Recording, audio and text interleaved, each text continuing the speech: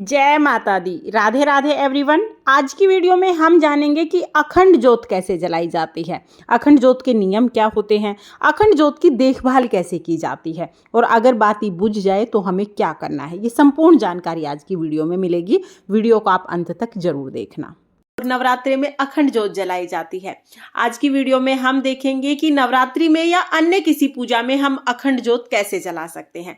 तो देखिए, अखंड ज्योत जलाने के लिए हमें बड़ा दिया लेना होता है। आप मिट्टी का दिया भी ले सकते हैं या फिर आप इस तरह का जो पीतल का दिया आता है बड़ा, ये वाला ले सकते हैं। ये अखंड ज्योत आती है, आपको मार्केट में इजीली मिल जाएगी। और अगर आप मिट्टी का दिया ले रहे हैं तो फिर आप एक रात मिट्टी के दिए को भिगो दीजिए। साथ में ही देखिए, मैंने एक प्लेट ली है। आप सीधा चौकी पर भी ज्योत जला सकते हैं या फिर आप प्लेट पर इस तरह से रखकर ज्योत जला सकते हैं। तो देखिए, अखंड ज्योत जलाने के लिए सबसे पहले हम अष्टदल कमल बनाते हैं। तो आप चौकी पर अष्टदल कमल बना लें या आप प्लेट पर दिया जलाएंगे तो प्लेट पर आप अष्टदल कमल बना लें। तो देखिए, यहाँ पर मैं अष्टदल कमल बना लूंगी।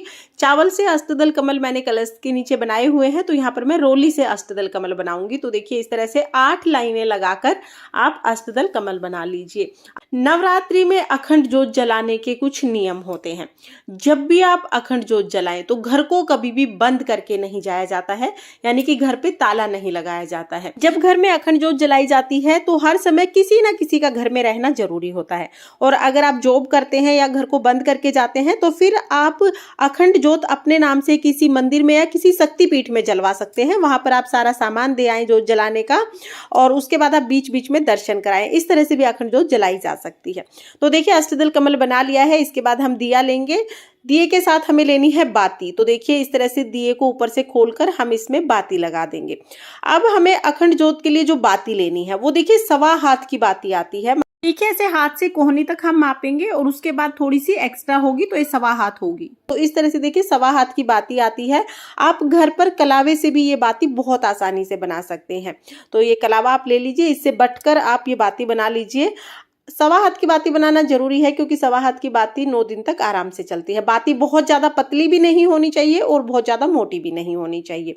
तो देखिए, इस तरह से हम बाती को दिए में लगा लेंगे। तो जो ऊपर का पेज है उस पे इस तरह से हम बाती लगा लेंगे और अब इस पेज को हम वापस से वहीं पर फिक्स कर देंगे। इसके बाद देखिए, पूरी बाती हम इसी के चारों तरफ लगा देंगे और इस तरह से हमारा दिया तैयार हो जाएगा। ये हमारी अखंड ज्योत तैयार हो जाएगी। अब हम ज्योत जलाएंगे।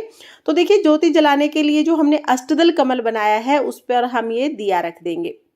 तो आप अच्छे से कस लें पहले इसको। उसके बाद देखिए, हम यहाँ पर ये दिया रख देंगे। अब हमें इसमें घी डालना है। तो देखिए, वैसे तो शुद्ध देसी घी डाला जाता है अखंड ज्योत में। जब भी आप माता रानी की पूजा करते हैं तो शुद्ध देसी घी का दिया जलाएं।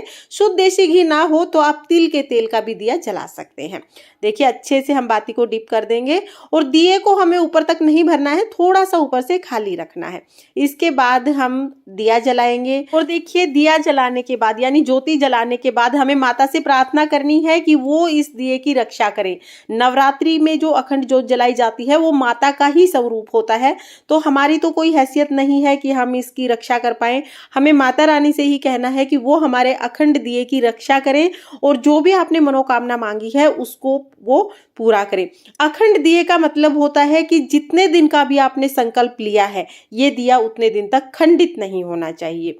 तो हमें इसकी देखभाल करनी है और माता रानी से हमें प्रार्थना करनी है कि ये दिया पूरे 9 दिन तक नवरात्रि में जलता रहे। देखिए, दिए में हमें दिन में एक बार घी जरूर डालना है। आप बीच में चेक कर लें और घी डाल दें। इसके अलावा दिए के पास हमें एक इस तरह का दीपक जरूर रखना है। अखंड ज्योत के साथ में ही आप इस तरह का दीपक रखें और एक आप इस तरह का प्लकर ले आए। ये बहुत जरूरी होता है, ज्योति को आगे बढ़ाने के लिए बहुत हेल्प होती है इससे। तो देखिए, जब भी आप ये दिए के ऊपर ना कार्बन आ जाता है, जब भी आप उसको हटाएं उससे पहले आप ये दिया जला लें और साइड से कार्बन हटाएं। बीचों बीच से कभी कार्बन ना हटाएं। इस तरह से प्लकर से साइड से आप धीरे धीरे से ये कार्बन हटा दें। तो इस तरह से आप कार्बन हटाकर बाती को ऊपर की तरफ बढ़ा देंगे। आप जब आप कार्बन हटाएंगे तो थोड़ा सा बाती को ऊपर की तरफ बढ़ा दें और उसके बाद जो हमने दिया जलाया था उसको अखंड ज्योत के घी में ऐसे डिप करके हम शांत कर देंगे। देखिए, दिया हमने क्यों जलाया था, क्योंकि अगर किसी कारणवश आपका दिया खंडित हो जाता है, जब आप प्लकर से हटाते हैं किसी भी चीज से जब आप कार्बन हटाते हैं तो अगर दिया खंडित हो जाता है तो आप इसी दिए से अखंड ज्योति को जला लें तो आपकी अखंड ज्योति खंडित नहीं मानी जाती है। इसलिए पहले से ही हमें ये दिया जला के उसके बाद हम ज्योति को ठीक करते हैं। तो इसलिए हमें छोटा सा दिया साथ में जरूर रखना होता है। फ्रेंड्स, इस तरह से हम अखंड ज्योत की देखभाल करते हैं। और देखिए, अखंड ज्योति जलाने के कुछ नियम होते हैं।